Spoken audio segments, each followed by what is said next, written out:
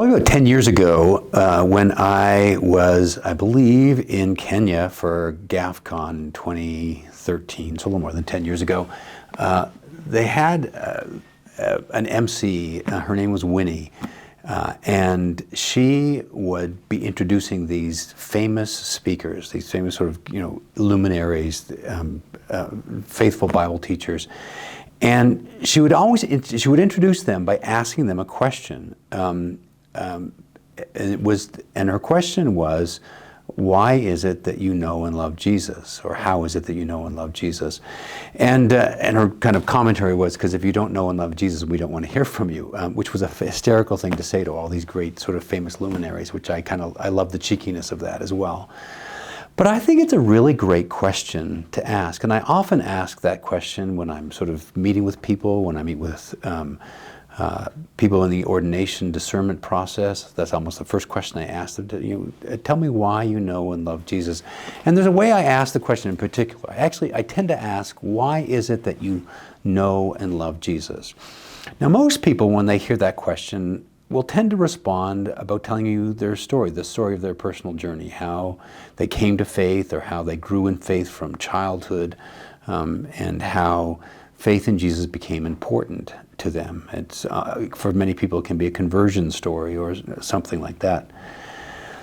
But some people, when they answer that question, talk about it more in the context of their current experience of who Jesus is now. Why do I know and love Jesus? Well, because I encounter him in my reading of the scriptures, or because of the way he did this in my life, or the way I appreciate him in different sorts of ways, like sometimes the immediate reality of our lives. And I think both of those answers to that question, how is it I came to know him or had appreciation of him, is part of the answer. But there's a more immediate question. It's like, why today is it that I know and love Jesus? And I guess one of the fundamental answers to that question is, why do I know and love Jesus? Is because Jesus has made himself known to me. He has made himself known to us. I mean, the whole articulation of the scriptures, the Old and New Testaments together, is God's self-revelation of himself to us, to demonstrate who he is, to demonstrate his love, his care, his attention, his rescue, his nurturing. All of these things are just articulated to us from the beginning to the end of the scriptures.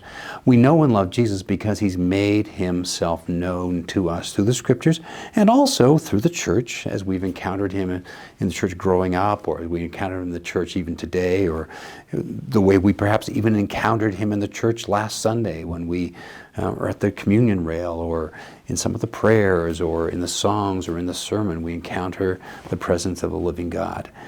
And I think that's a great question for all of us to think through and ask. It's something you might want to think through and ask yourself. Why is it that I know and love Jesus? And some of the answer to that question for you will be a historical answer about what he has done or how you came to know him.